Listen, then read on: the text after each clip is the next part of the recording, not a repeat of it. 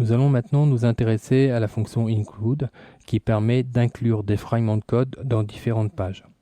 Pour cela, nous allons ouvrir une page modèle contenant un tableau par exemple et je vous propose pour illustrer ce cas de créer un tableau menu qui sera donc placé en haut de la page dans lequel nous allons créer plusieurs colonnes.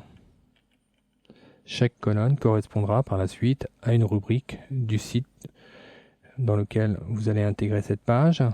Nous pourrions nommer par exemple la première rubrique accueil, la seconde catalogue et la troisième par exemple contact.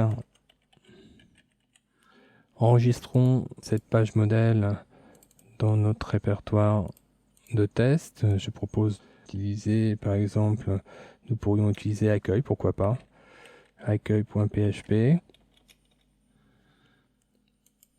Voilà. Nous allons donc tester maintenant cette page. On va peut-être lui mettre un titre, ce sera un peu mieux. Donc je propose de mettre un titre accueil. Titre de page, donc de type H1. Voilà, nous enregistrons cette page. Nous la testons dans le navigateur.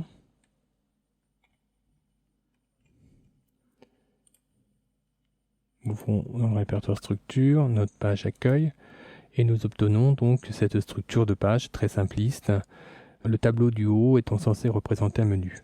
Si nous désirons maintenant réaliser par exemple la page catalogue, une fois dans l'éditeur, maintenant nous allons capturer donc ce tableau, nous allons le copier donc avec un CTRL X.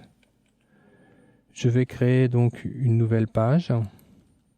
Et je vais coller ce fragment de code dans cette nouvelle page. Donc j'ai le tableau d'une manière exhaustive qui est enregistré dans cette page. Cette page, je vais l'enregistrer dans le même répertoire que le précédent et je vais le nommer par exemple menu.inc.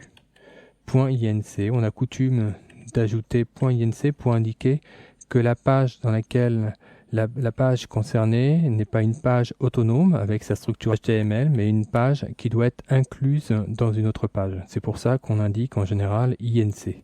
Faites attention toutefois de toujours faire suivre vos pages du .php, auquel cas vous risqueriez d'avoir le code source qui s'affiche en direct dans le navigateur, ce qui peut être assez déplaisant. Enregistrez donc ce menu. Revenons maintenant ici à l'endroit où nous avons capturé notre menu. Nous allons y insérer à la place une balise PHP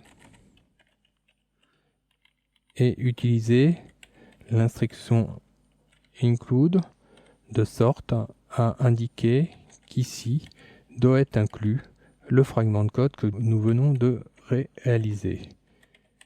Voilà. Clôturons cette ligne.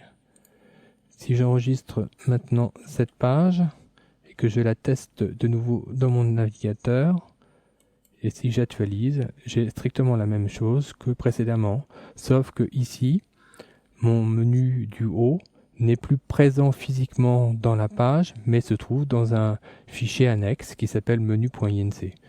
Vous allez me dire effectivement que si ça concerne une seule page, ça n'a pas un grand intérêt.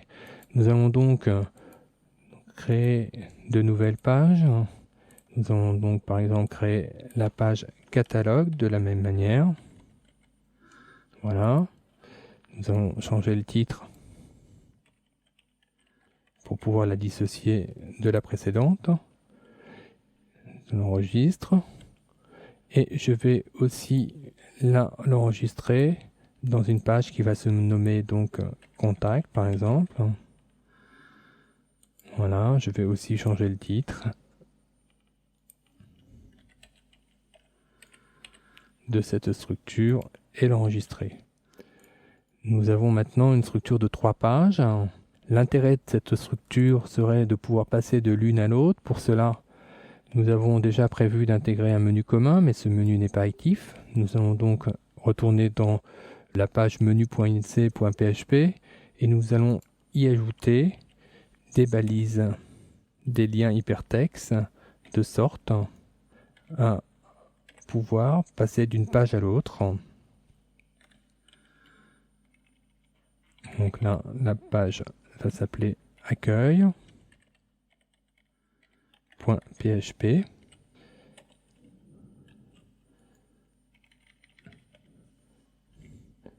Ça, c'est la fin de ma balise A.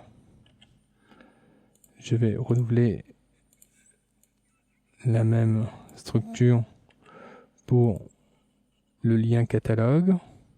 Je vais l'adapter donc à catalogue. Je vais aussi en faire de même pour contact, que je vais adapter à contact. Ne pas oublier les balises fermantes des encres, ici et là. Et d'enregistrer cette page. Revenons maintenant dans notre navigateur pour tester mon système. J'actualise, je vois ici que mes noms de rubriques sont désormais transformés en liens hypertexte, et si je clique par exemple sur catalogue, j'obtiens la page catalogue. Si je clique sur contact, j'obtiens la page contact, et si je reviens sur accueil, je reviens sur accueil. L'intérêt de cela, vous l'avez compris, il me semble, c'est que nous pouvons donc à l'aide de ce fichier include modifier une information qui est présente dans de nombreuses pages et la propager donc très rapidement, puisque dès lors qu'elle est enregistrée, l'information sera présente dans toutes les pages où l'include a été inséré.